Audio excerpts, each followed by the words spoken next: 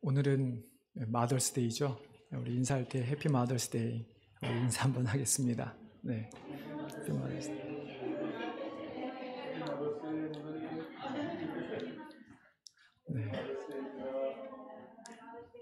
네.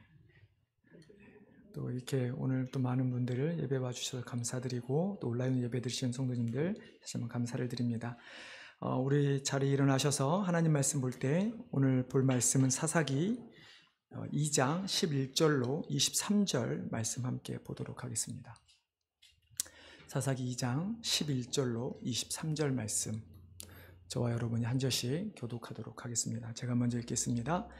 이스라엘 자손이 여호와의 목전에 악을 행하여 바알들을 섬기며 애굽 땅에서 그들 조상들의 하나님 여호와를 버리고 다른 신을 보고 그들의 주위에 있는 백성의 신들을 따라 그들에게 절하여 여호와를 진노하시게 하였으니 곧 그들이 여호와를 버리고 바알과 아스타롯을 섬겼으므로 여호와께서 이스라엘에게 진노하사 노력하는 자의 손에 넘겨주사 그들이 노력을 당하게 하시며 또 주위에 있는 모든 대적의 손에 팔아넘기시네 그들이 다시는 대적을 당하지 못하였으며 그들이 어디로 가든지 여호와의 손이 그들에게 재앙을 내리시니 곧 여호와께서 말씀하신 것과 같고 여호와께서 그들에게 맹세하신 것과 같아서 그들의 괴로움이 심하였더라. 여호와께서 사자들을 세우사 노략자의 손에서 그들을 구원하게 하셨으니 그들이 그 사사들에게도 순종하지 아니하고 오히려 다른 신들을 따라가 음행하며 그들에게 절하고 여호와의 명령을 순종하던 그들의 조상들이 행하던 길에서 속히 치우쳐 떠나서 그와 같이 행하지 아니하였더라.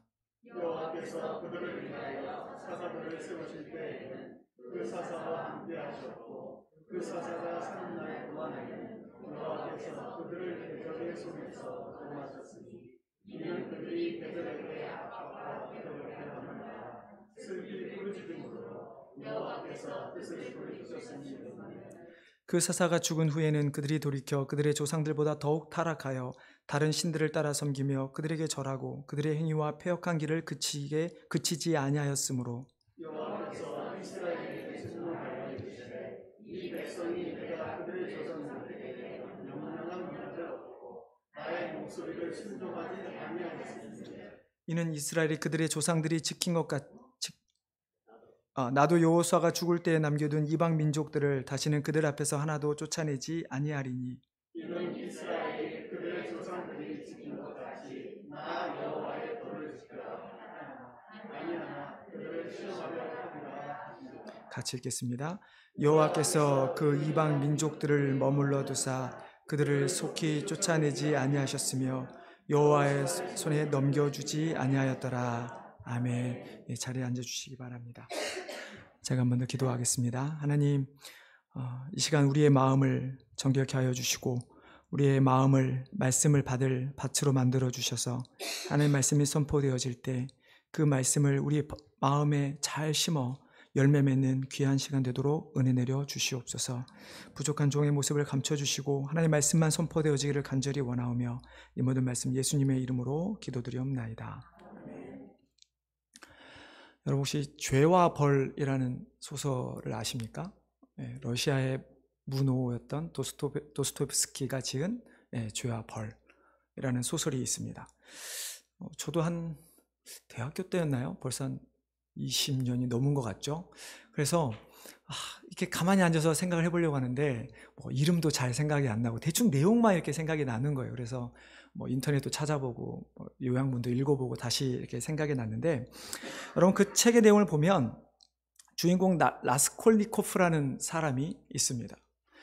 그 사람은 가난한 집안에서 태어나서 살다가 돈이 없어서 학교를 휴학하게 됩니다.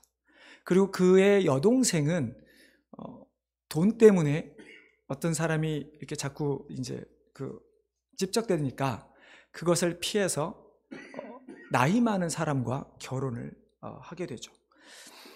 그러다 보니까 이 주인공은 점점 이상한 생각을 하게 됩니다. 과연 이 돈이라는 게 무엇인가?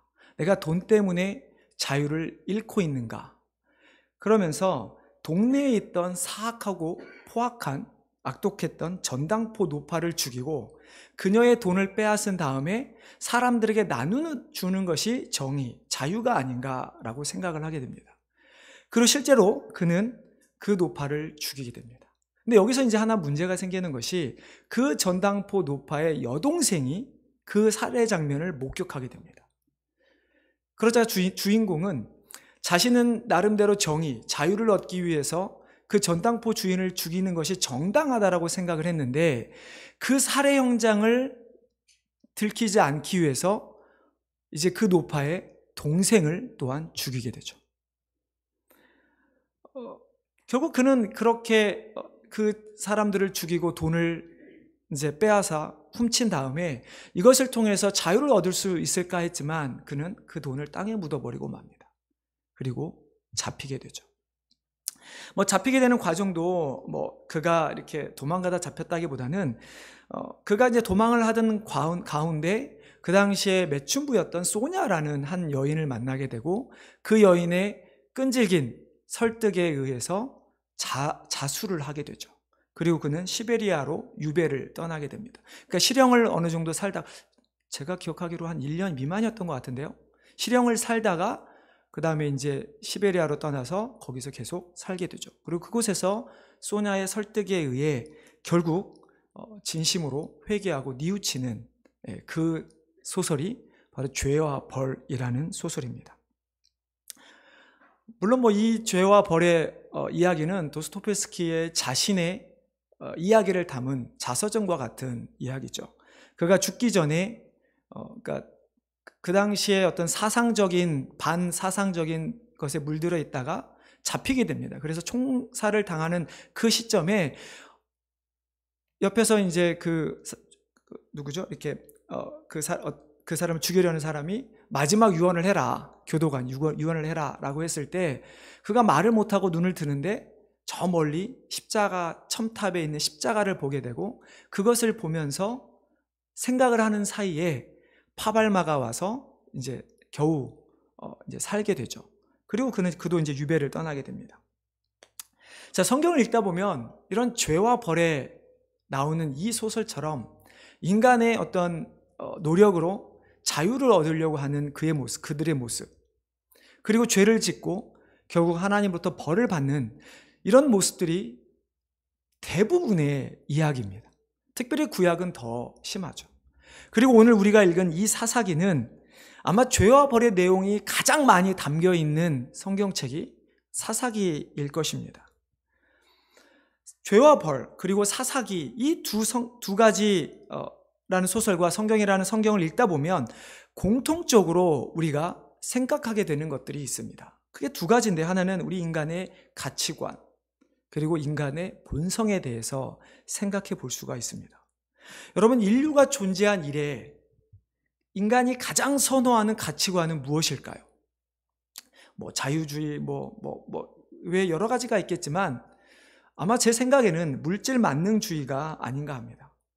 돈이 선의 기준이고 돈으로 못할 것이 없다고 생각하고 그렇기 때문에 실제로 돈으로 모든 것을 하려고 하는, 그래서 돈을 모으기에 급급한 그것이 바로 물질 만능주의입니다. 죄와 벌의 주인공이었던 라스콜니코프도 아까 말씀드렸듯이 돈이 없기 때문에 자신은 자유를 누리지 못한다고 생각을 했습니다. 자유를 뺏긴다고 생각을 했죠. 그래서 그 전당포 노파를 죽이고 돈을 내가 가지면 그 사람은, 그 여인은 악독한 사람이기 때문에 그 사람을 죽이고 내가 돈을 취해서 이 돈으로 누군가를 돕는다면 자기는 자유를 얻을 수 있고 자기뿐만 아니라 많은 사람들이 자유를 얻을 수 있을 거라고 생각을 했죠. 그러나 실제로 그는 오히려 자유를 억압당해버리고 맙니다. 우리의 모습을 보면 우리는 돈으로 무엇이든 다 할 수 있다고 생각하지만 그러나 어느 순간에 보면 돈의 노예가 되어 있는 인간의 모습을 많이 발견하게 되죠. 자, 두 번째는 인간의 본성입니다. 인간의 본성은 아무리 선한다고 한들, 아무리 선한 일을 많이 하는 사람이라 할지라도 우리의 내면을 잘 들여다보면 우리의 본성은 죄인이라는 것입니다. 아담과 하와가 범죄한 이후에 우리의 인류 가운데 더 이상 선은 존재하지 않게 되어버렸습니다. 우리는 어떻게 하든지 죄를 범하는 모습으로, 어떻게 하든지 나의 욕망을 채우려는 그런 모습으로 우리 인간은 변해버리고 만 것이죠.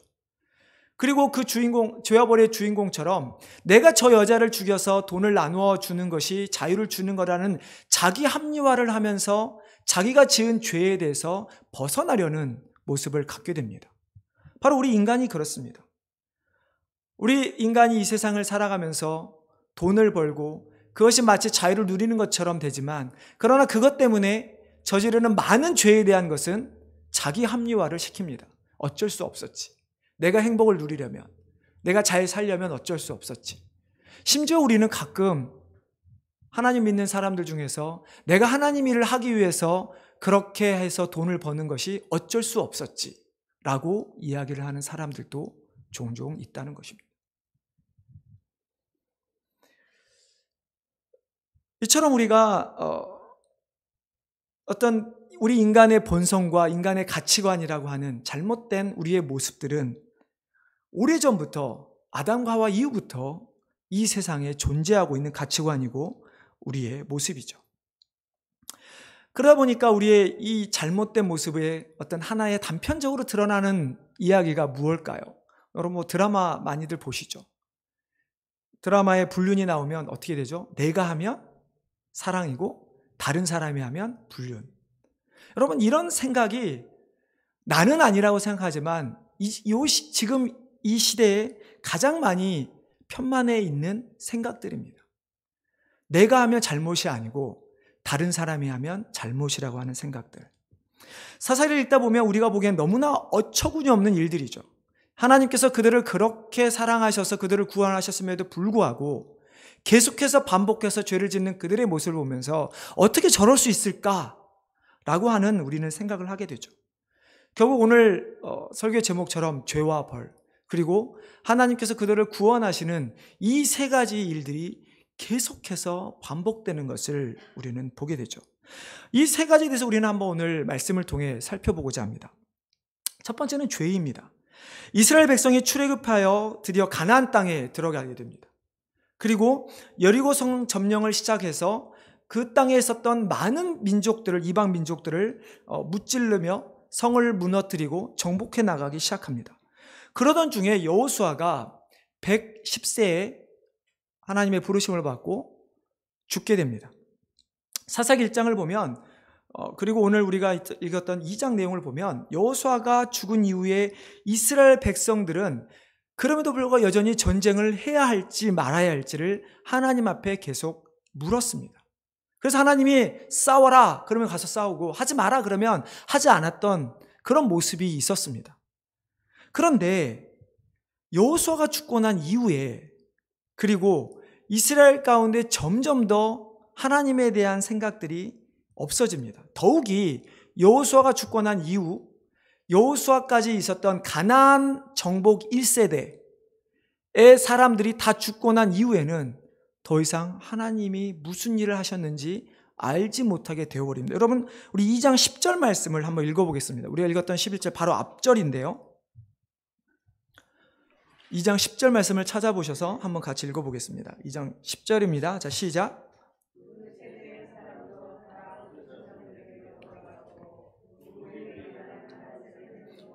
알지 못하여 여호와께서 이스라엘을 위하여 행하신 일도 알지 못하였더라. 아멘.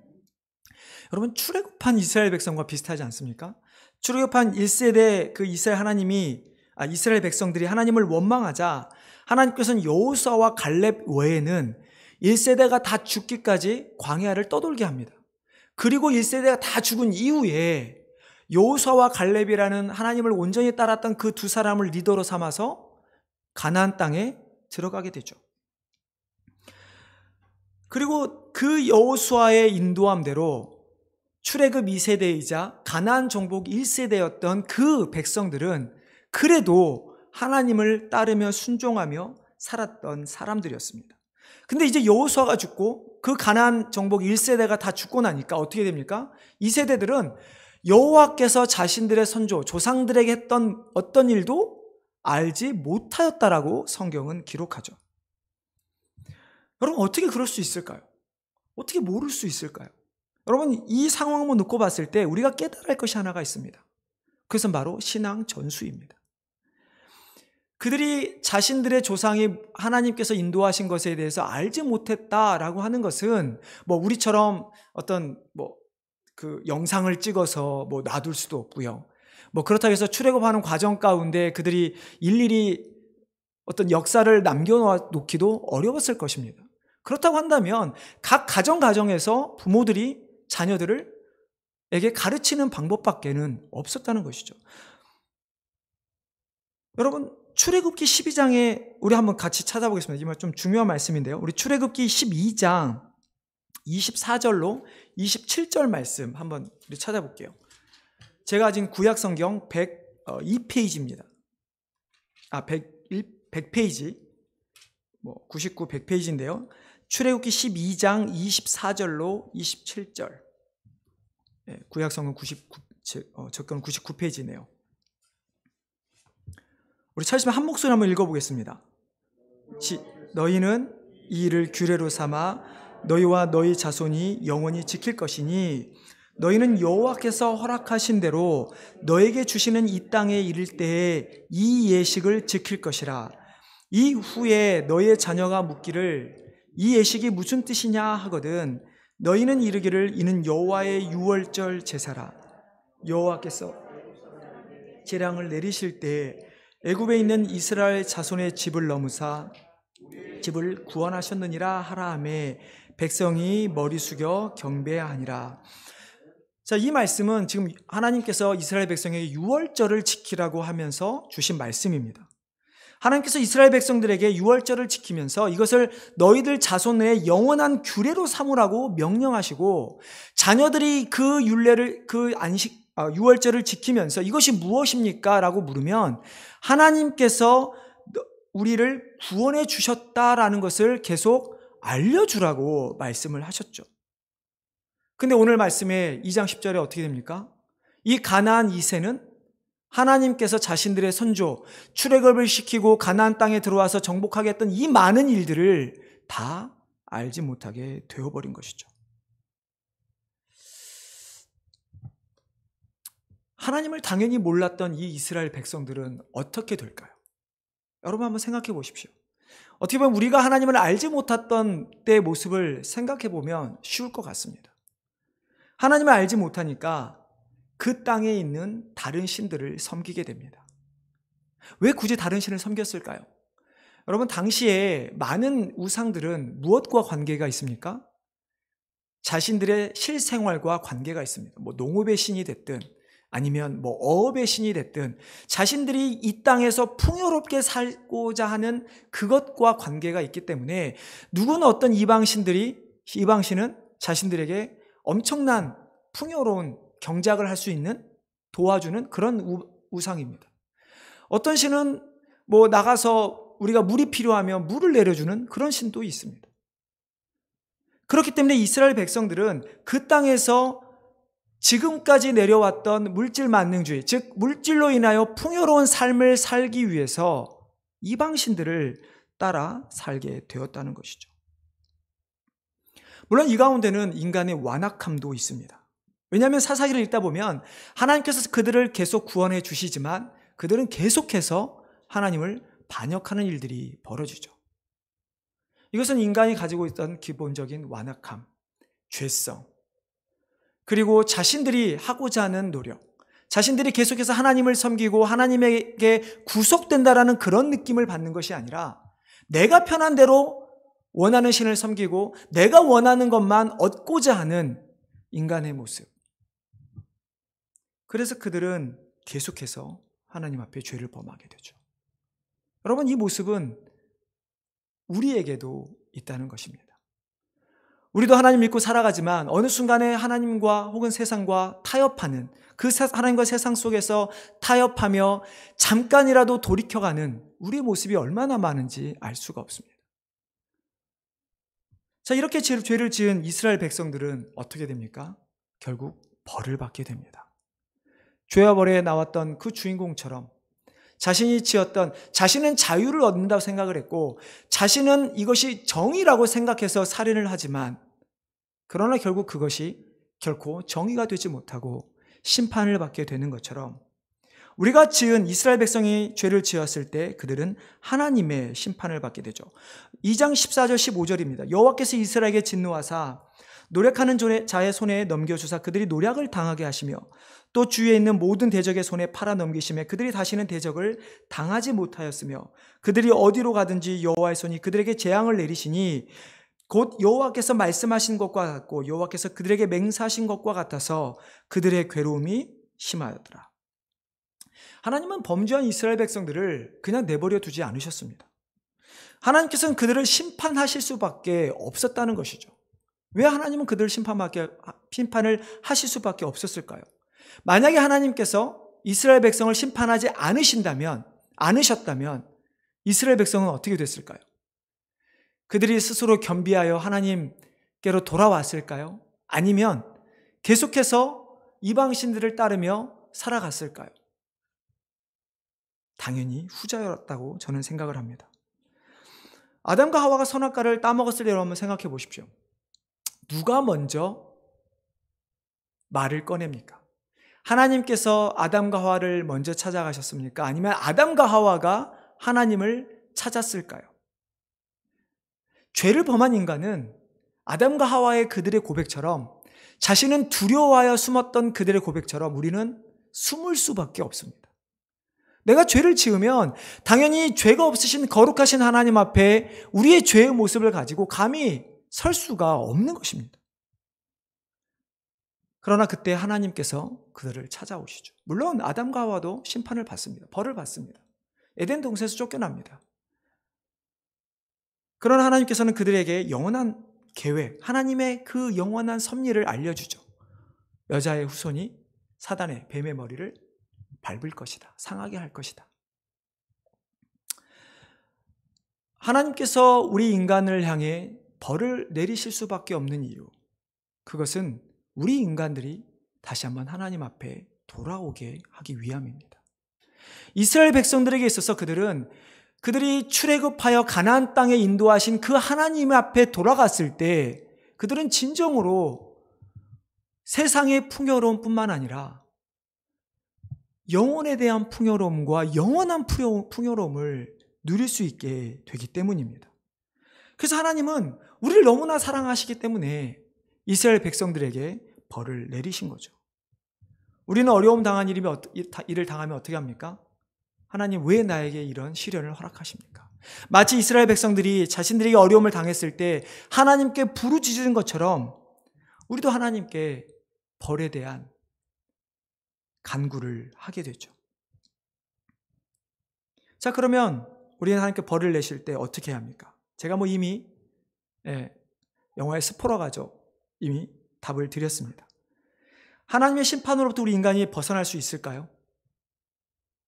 아담과 하와가 하나님의 두려워 숨은 것처럼 하나님께서 왔을 때 아담과 하와를 회복할 수 있었던 것처럼 우리가 하나님께 나아가는 것이 아니라 하나님께서 우리에게 오셨을 때 우리는 구원의 손길을 느낄 수가 있는 것입니다.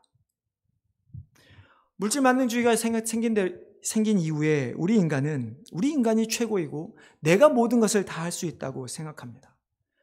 심지어 나에게 당한 고난조차도 내 힘으로 그것을 해결할 수 있다고 우리는 생각합니다. 그러나 과연 그럴까요? 우리 믿는 자들은 잘 알죠.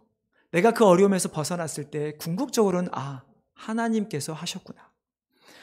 자, 하나님께서 우리에게 벌을 내리시면 우리는 하나님께 부르짖어야 합니다. 18절 하반절에 보면 그들이 대적에게 압박과 괴롭게 함을 받아 슬피 부르짖음으로 여호와께서 뜻을 돌이키셨음이거늘. 우리가 가장 먼저 해야 할 것은 바로 죄로부터 돌이키는 것입니다.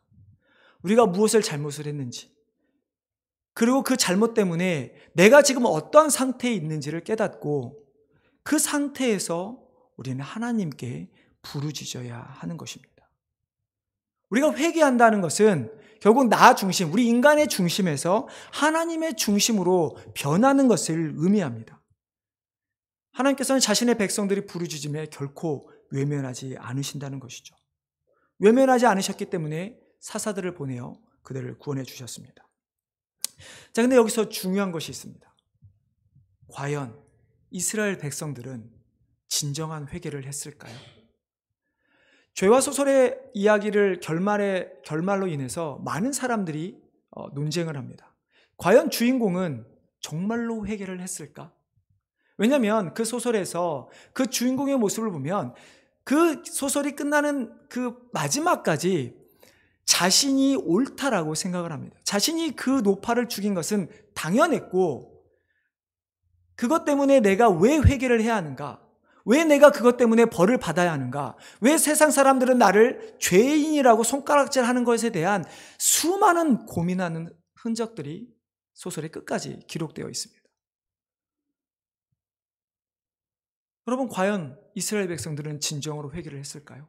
우리 19절 말씀 한번 같이 읽어보도록 하겠습니다. 2장 19절입니다. 자, 시작. 그 사사가 죽은 후에는 그들이 돌이켜 그들의 조상들보다 더욱 타락하여 다른 신들을 따라 섬기며 절하고 그들의 행위와 패역한 길을 그치지 아니하였으므로. 네, 이스라엘 백성들의 회개의 모습은 어떻습니까? 눈 가리고 아웅하는 그런 모습이죠. 자신들이 어려울 때는 하나님께 부르짖어서 그렇게 회개하는 것처럼 보이지만, 그러나 하나님께서 그들에게 다시 은혜를 베푸셨을 때는 다시 옛날로 우상들을 섬겼던, 언제 하나님이 나를 구원했냐는 식의 모습을 보이게 되죠.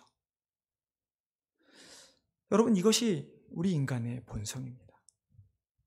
인간은 아무리 노력해도 우리의 힘으로는 선할 수가 없습니다. 내 힘으로는 죄를 짓지 않을 수가 없고, 내 힘으로는 하나님의 심판을 피할 수도 없고, 내 힘으로는 하나님께 진정으로 돌아가는 회개를 할 수가 없다는 것이죠.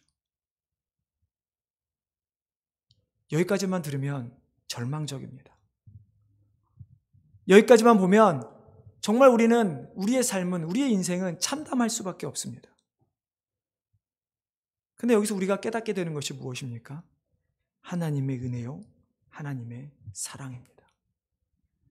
사사기에 그렇게 수없이 반복되었던 죄와 벌, 그리고 이 구원이라는 이 쳇바퀴처럼 돌아가는 이 문제를 하나님께서는 단 한 번에 해결해 주셨습니다. 어떻게 해요? 예수 그리스도를 통하여. 히브리서 10장 10절에 보면 예수 그리스도의 몸을 단번에 들이심으로 말미암아 우리가 거룩함을 얻으노라. 로마서 6장에 보면 그가 죽으심은 죄에 대하여 단번에 죽으시며 그가 살아계심은 하나님께 대하여 살아계심이니 이와 같이 너희도 너희 자신을 죄에 대하여는 죽은 자요 그리스도 예수 안에서 하나님께 대하여는 살아있는 자로 여길지어다. 여러분, 예수 그리스도께서 죽으심으로 우리가 거룩하게 되었다는 것입니다. 우리의 죄를 보면 우리는 하나님 앞에서는 죽은 자들이지만, 그러나 예수 그리스도 안에서 우리가 거할 때, 예수 그리스도 우리가 덧입게 되었을 때, 이 땅에서 우리는 여전히 죄인의 모습을 가지고 있다 하더라도 우리가 하나님 앞에서, 하나님께서는 예수 그리스도를 보시고 우리를 의롭다, 산 자로 여겨주신다는 것이죠. 그리고 우리가 그 예수님을 알지 못할까 봐 예수님이 승천하신 이후에 성령님을 이 땅에 보내주시어 우리로 하나님을 알게 해주신다는 것이죠. 성령님만이 우리로 복음을 깨닫게 하시고, 그 복음을 깨달아 우리가 죄임을 깨닫게 하심으로 말미암아 예수 그리스도를 영접할 수 있도록, 그리고 예수 그리스도를 붙잡고 예수님이 오시는 그날까지 살아갈 수 있도록 도와주신다는 것입니다. 여러분, 죄와 벌의 이야기를 좀 더 하겠습니다. 과연 그 주인공은 정말로 회개를 했을까요? 그 소설에 보면 그 주인공을 돌이키게 했던 소냐라는 여인, 그 여인은 주인공에게 나사로의 이야기를, 성경의 이야기를 계속 해줍니다. 이 여인은 소위 말하는 생계형, 그러니까 어쩔 수 없이 살아가기 위해서 매춘을 했지만, 그러나 그녀 안에 있었던 수많은 그 죄와의 싸움에 그는 예수 그리스도가 필요했다는 것이죠. 그리고 그 예수님을 주인공에게 전한 것입니다. 그리고 실제적으로 도스토옙스키도 감옥에 있었을 때 그에게 허락되었던 책은 성경 하나밖에 없었다고 합니다. 많은 이들이 논란을 하지만 그러나 그리스도인인 제가 그 책을 봤을 때 저는 주인공이 정말로 회개했다고 생각을 합니다. 이유는 그가 단순히 수배의 생활을 통해서 자신의 죄를 돌이킨 것이 아니라 성경을 통해서 누군가가 소냐라는 여인이 전했던 그 복음을 통해서 그는 예수님을 만나게 되었고 성령님의 도우심으로 회개했다고 저는 생각을 하는 것이죠. 여러분, 우리가 진정한 회개를 어떻게 할 수 있습니까? 바로 성령님을 통해서입니다. 내가 하나님 앞에 하나님, 내가 오늘도 죄를 지었습니다라고 우리의 입술에 하는 그 고백이 그저 우리가 반복되는 우리의 입술의 고백이라면 우리는 회개하는 것이 아니죠. 정말로 성령님이 우리를 깨닫게 하시면 우리는 그 죄 앞에 눈물을 흘리며 참여할 수밖에 없는 것입니다. 그리고 성령님이 깨닫게 해주시면 어떻게 하든지 그 죄에서 돌이키고자 하는 모습이 있을 수밖에 없다는 것이죠. 어떻게 성령님이 우리를 인도하시는데 어떻게 똑같은 반복적인 죄를 계속해서 지으며 살아갈 수 있을까요?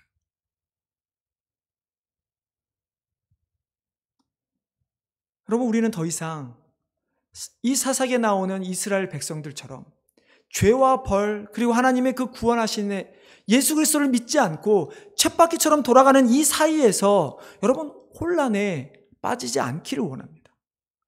더 이상 내가 죄를 지으면서 그것 때문에 예수님이 나를 떠난 것은 아닌가? 내가 구원받지 못하는 것은 아닌가에 대한 고민을 더 이상 하지 않기를 원합니다. 하나님께서 우리를 사랑하셔서 예수 그리스도를 통해 단번에 우리를 구원하실 뿐만 아니라 성령님을 통하여 여전히 우리를 인도하시는 그 하나님의 은혜를 우리가 믿는다면 우리는 그저 하나님의 은혜에 감사하며 나를 복종시키는 삶을 살아가면 되는 것이죠. 여러분, 성령님의 도우심을 구하시기를 바랍니다. 하나님의 말씀을 깊이 묵상하시고 하나님께 부르짖는 삶을 사시기를 바랍니다. 그래서 그로 말미암아 여전히 세상의 가치관, 아마 제 생각에는 세상 끝날까지 또 그렇게 될 것 같은데요. 세상이 가장 좋다고 하는 가치관이 물질 만능주의에 우리가 편승해서 살아가는 것이 아니라 성령의 도우심으로 말미암아 우리의 죄된 본성을 계속 깨닫고 그래서 하나님의 은혜를 구하며 살아가는 점점 그리스도를 닮아가는 삶을 살아가게 되기를 바랍니다. 이러한 은혜, 이러한 성령님에 대한 간구함, 그리고 우리를 인도하신 그 놀라운 성령님의 내주하심과 인도하심을 따라 살아가는 우리 성도님 되시기를 주님의 이름으로 축원합니다. 하나님, 정말 우리의 삶을 이 시간 돌아볼 수 있게 하여 주시니 감사를 드립니다. 우리도 이스라엘 백성처럼 어떻게 보면 감히 하나님 앞에 우리는 이스라엘 백성이 아니라고 할 수 없음을 고백합니다. 우리의 모습을 봐도 매일매일 죄를 짓고 매일 그 가운데서 고민하며 힘들어하며 또한 때로는 그로 말미암아 고난받고 있는 우리의 모습들이 있음을 고백합니다. 그러나 하나님, 이제 우리에게는 다른 것이 있음을 감사하며 나아갑니다. 바로 예수 그리스도 성령 하나님께서 우리 가운데 계심을 고백합니다. 하나님, 우리의 삶에서 다시 한번 예수 그리스도의 그 죽으심을 우리로 깨닫게 하여 주시고 성령님의 도우심으로 말미암아 항상 우리의 죄성을 내려놓고 하나님의 은혜를 구하며 하나님의 뜻대로 살아가는 우리의 온 주의 백성 되도록 인도하여 주시옵소서. 다시 한번 하나님 은혜에 감사드리오며 이 모든 말씀 예수님의 이름으로 기도드리옵나이다. 아멘. 시원히 준비하신 예물 하나님께 올려드리겠습니다.